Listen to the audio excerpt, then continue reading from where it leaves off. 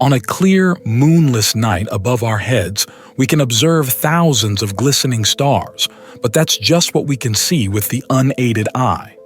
Observe the galaxy with powerful telescopes, and billions more are revealed. In fact, the Milky Way galaxy alone is estimated to have between 100 to 400 billion stars. Look even further to our neighboring galaxies and beyond, and there are an unaccountable amount more. The closest star to us, the Sun, appears enormous, the largest body in the solar system as it rises and sets every day. And although it dwarfs most things that come close to it, in reality, the Sun is just average-sized. The universe boasts far larger stars that aren't just a little bit bigger, they are stunningly bigger. So how big is the largest star we have observed so far? How big can stars theoretically grow? And whatever happened to WOH G64? You're watching Space Beat News. If you enjoy my videos, then remember to subscribe and tap the notification bell to never miss an upload. When it comes to the largest stars in the known universe, it depends on whether we are talking about mass or total volume. Mass can be thought of as how much matter a star contains, whereas volume is how much space it takes up. The most massive stars tend to be quite unremarkable when it comes to sheer size, and the most voluminous stars often contain a lot less matter, considering their physical size. As stars get older, they tend to lose their mass.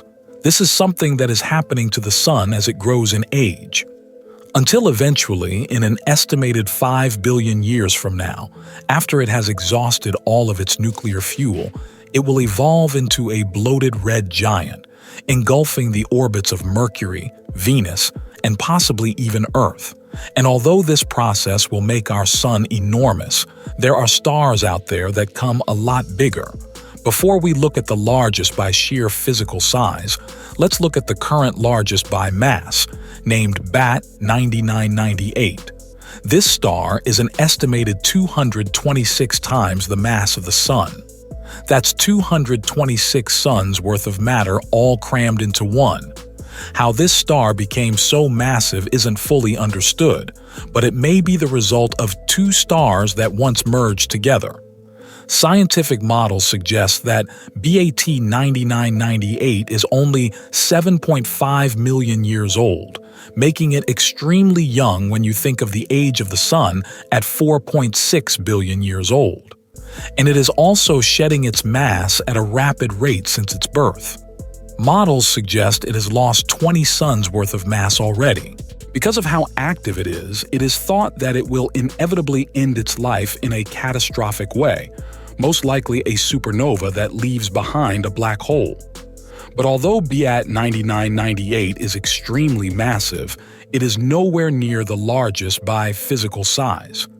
With an estimated radius of 37.5 times that of the Sun, it doesn't even come close. If you type into Google, "What is the largest star in the universe?" you will receive pages of websites telling you it is WOH G64, a red supergiant that just a few years ago was considered the largest star by physical size ever observed. It was originally measured to be around 1,700 times the size of the Sun.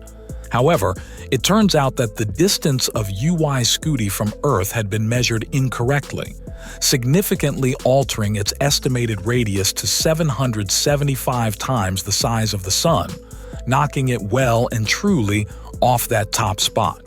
This new measurement actually puts WOH G64 closer in size to popular stars like Betelgeuse or Antares, still unbelievably enormous but nowhere near the largest. In fact, it currently doesn't even make it into the top 80. So, what about another star that was also believed to be the largest just a couple of years ago, named Stephenson 2.18, a possible red hypergiant star that was estimated to be so big, if it was placed in our solar system, it would engulf the orbit of Saturn.